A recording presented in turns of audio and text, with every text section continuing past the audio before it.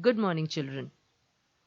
Today we have another lecture, and that lecture is on abstract nouns. Okay, so let's get started. Well, what are abstract nouns? You know very well, we've learned before that nouns are generally divided into proper, common, collective nouns. And that we've already covered and that we already have done in the junior classes, right? And now we are going to do the fourth kind, that is abstract nouns. Children, abstract nouns, as you can see, can be very well explained by this picture. You see that abstract nouns cannot be seen, they cannot be touched, tasted, heard, smelt, etc., but they can be experienced. And where can you experience them from? If you can't see them, if you can't touch them, they don't have any shape or size. Where can you experience them from? You can experience them from your heart, your feelings. So abstract nouns, children, are about ideas, are about emotions, and they are about feelings. Okay?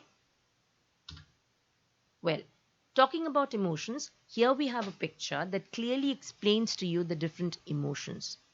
Please understand that all these different emotions that are written there, like love, sadness, joy, fear, anger, and so on, these do not take shape.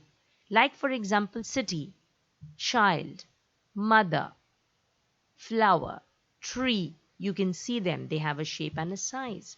But love, children, you can't see them, it doesn't have shape, size, or anger. But you can feel them. Yes, you can. When mummy gives you a hug, that's a feeling of love. When you top the class, that's a feeling of joy. When you are angry about something, when somebody doesn't give you something, for example, that's you're absolutely angry. You're watching a horror film, that's the feeling of fear. Okay, so all these different emotions that come within, that you experienced deep inside, are all emotions, and these are all abstract nouns. Let's move on. The next kind of abstract nouns are ideas. Here we have a couple of examples like friendship and freedom. Children, when I talk about friendship, well, you can't see, hear, smell, touch, or taste friendship, can you? But you can experience it definitely. And when do you experience it? You experience it when you spend time with your friends, who are people just like you. Your friends can hear, speak, touch, you can see them. But the abstract idea of friendship is something that you can only feel. And not only you, your friends also share this common feeling. They also feel this, this feeling of friendship, right? Now, the next one is freedom. Now, when I talk about freedom, children, freedom can't be seen. Of course, yes, when I talk about freedom, you can represent it through certain objects or people like Gandhiji or the national flag or the Ashok Chakra or our freedom fighters. These are symbols, children, which help you. Just like friends are symbols or people who help you to understand the idea of friendship.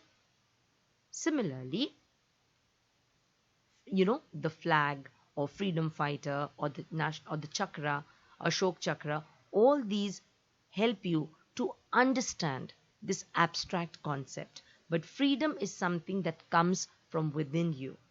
Yes, you feel it deep inside when you see the tricolor. Okay, right? Now, let us understand abstract nouns further by looking at this example. See, the boy had permission to go to the park. Okay? Now, if this was the sentence that I had given you, or your teacher had given you, and she had asked you that please select the abstract noun in the sentence, what would you do? So, children, first let's look for those nouns which we are familiar with. That is your proper, common, and collective nouns we are already familiar with. And let's look for the nouns that form a picture in my head. Which that means picture in my head definitely If it forms a picture in your head, then you can definitely see, hear, smell, touch, or taste them, right? So let's look for these. Now, the boy. Look at the words in red, children.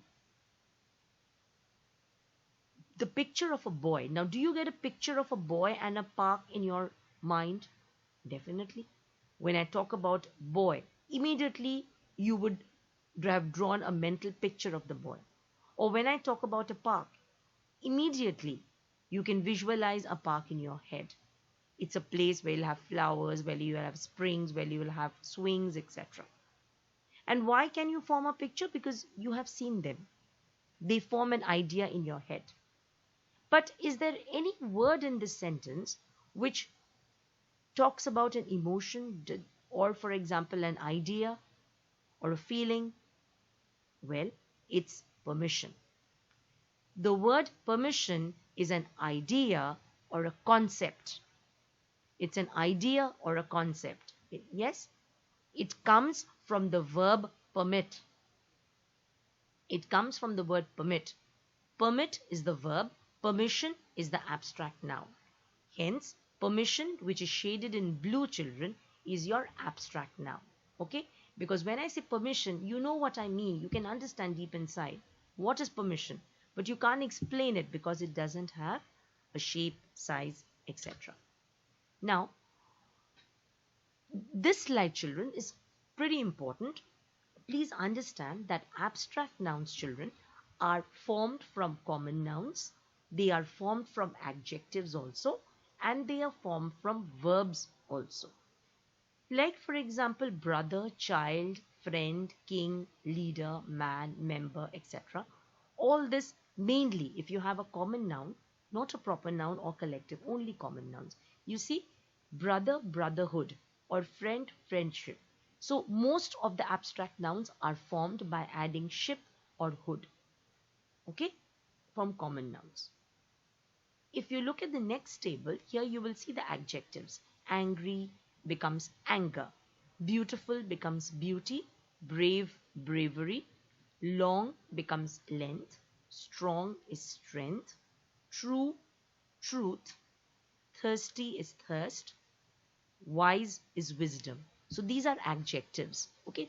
Now, children, these are generally called your root words. Root words are the main word from where you generate the abstract noun. Okay. Here you have the verb. What are the verbs from which the abstract nouns are formed? Behave, children, becomes behavior. Die becomes death. Free, freedom. Grow, growth. Please becomes pleasure. Sell, sale. Speak, speech. Think, thought. So this you need to revise a little bit so that you can understand more and more examples of abstract nouns. Now, children, that you've understood that abstract nouns are basically ideas or concepts or feelings, and that they can be formed from adjectives, they can be formed from common nouns, and they can also be formed from verbs, let us try to find abstract nouns in this sentence. Okay? I had fun. The first example, I had fun. Now you see, there are no verbs over here. What is there? Look at the word fun. Fun is something that, you can't visualize. It doesn't have a shape and a size. You can only experience it in your heart. So in the first A part, your abstract noun is fun. Okay?